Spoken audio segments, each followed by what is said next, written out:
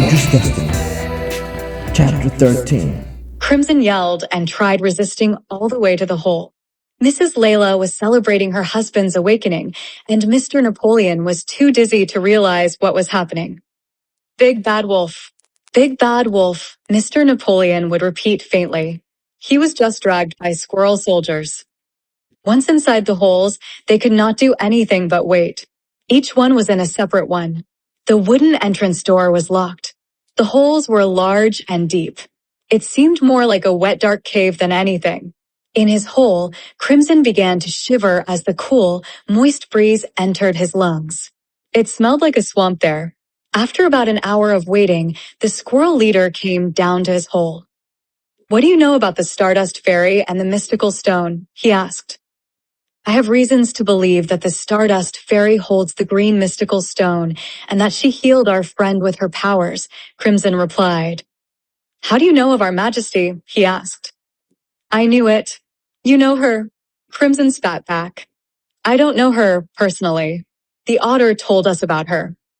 The squirrel was thoughtful momentarily, then said, "Wait here." Then he left. "Where are you going?" Crimson's unanswered voice echoed in the dark, humid walls. Crimson then waited restless for about half an hour. Then the squirrel came back. "You will come with me now," he said. "Where are we going?" Crimson asked. "If you don't shut your mouth hole, you will go to jail," he responded. Crimson gulped and widened his eyes. As he stepped outside, Crimson was blinded by the sunlight. It took a few minutes for his vision to adjust. A legion of squirrel soldiers waiting outside began to escort him. The forest trees seemed bigger as he was coming out of the hole. "Where are my friends?" Crimson asked. "I said shut your mouth hole," snapped the leader squirrel. "You'll see them soon enough." Crimson said nothing more. They continued walking for about 20 minutes, reaching the vast tree where the mask had previously signaled the green light on top. Crimson had kept his mask hidden in his vest. "Wait here," instructed the leader squirrel as he went inside a hole underneath the vast tree. Mrs. Layla and Mr. Napoleon were already there, standing outside the hole. Before Crimson could ask his friends anything, the squirrel soldier leader came out, accompanied by a leopard. Mrs. Layla gasped. The leopard, who was walking upright, was wearing ragged, light brown clothes. He approached them, and Crimson could hear how the leopard purred as he analyzed him up close. After a few moments, the leopard spoke. "I am the guardian of the stone you seek, boy." Crimson opened his eyes wide open. He did not expect the leopard to be that straightforward. No need for back and forths and dancing with words, the leopard continued.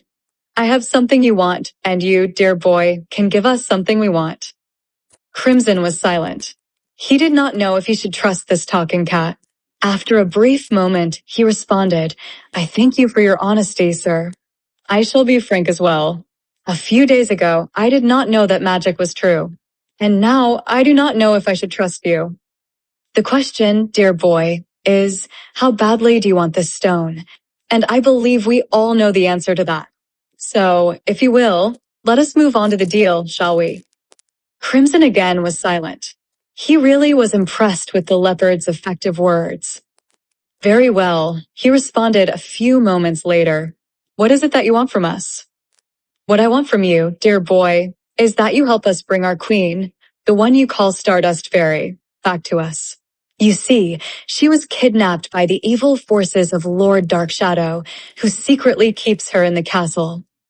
"I need the power of the mystical stones to save Princess Molly," Crimson replied. "She is being kept at the castle next to Lake Paladin." "The Mosquito Queen's castle," murmured the squirrels.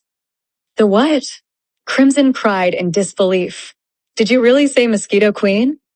"You really aren't from around here, boy, are you?" asked Mrs. Layla. The leopard continued. "The castle you speak of is where the Mosquito Queen reigns.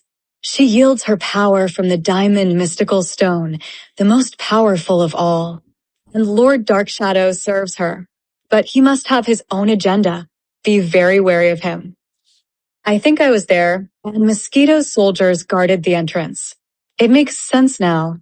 Whoever or whatever is in the castle, I really don't care. I must save my Princess Molly, Crimson said. Then I believe we have reached an agreement, said the leopard. We unite forces and save our ladies. The question to me now is, Mr. Crimson, how did you know where to find this emerald mystical stone? He said as he extended his hand, revealing a green, glowing stone as it opened. Crimson did not want to answer that question. He feared that if he revealed the power of the mask, they would take it away from him. He remained silent. He was also thrilled to finally see an actual real mystical stone in front of him. Tell them about the enchanted mask, shouted Mrs. Layla at a distance. Crimson glanced at her and locked eyes wide open with her, clearly disappointed by her interruption. Say no more, instructed the leopard. Crimson was now confused. Why didn't the leopard want to know more about the mask? On second thought, did he know about the mask and did not want others in the forest to hear? Whatever the reason was, Crimson was glad he did not have to reveal it. This talking leopard is indeed wise, he thought. Orion, shouted the leopard, you and your legion will accompany Crimson on his quest. And I know it might not make sense to you now, Orion, but follow his lead. I've seen that he is a cautious one, he said, smiling while his eyes were locked on Crimson the entire time. Crimson, on the other hand, glanced back and forth between the green mystical stone on the leopard's hand and the leopard's eyes. Orion, which Crimson now realized was the name of the leader squirrel who captured them, responded affirmatively. Eat and rest tonight, and let brave Mr. Napoleon heal completely. Tomorrow before sunrise, you will set foot on your journey. Make yourselves at home, my friends. Oh, and Crimson, here is the emerald mystical stone, he said as he finally handed over the green stone to Crimson's hand. Its power is to heal. With it, your friend, the brave Napoleon, was healed. He then turned back and began walking inside the hole. Crimson was ecstatic. He thought he would have to fight many difficult battles before acquiring one. Wait, Crimson demanded. What is your name, your majesty? The leopard stopped and chuckled. I am no royalty. I am but a servant who dwells in the forest, a restless spirit, eager to embrace my dear friend once more, the one you call Stardust Fairy. That is all. But you can call me an ally or simply by the name my parents gave me, Socrates. Seems to me you're the queen's confidant, Mrs. Layla said, raising her eyebrows up and down. Socrates chuckled and went into his hole. Maybe even her boyfriend. Mrs. Layla continued giggling, but Socrates was already inside his hole, and there was no response. Crimson glanced at her and rolled his eyes.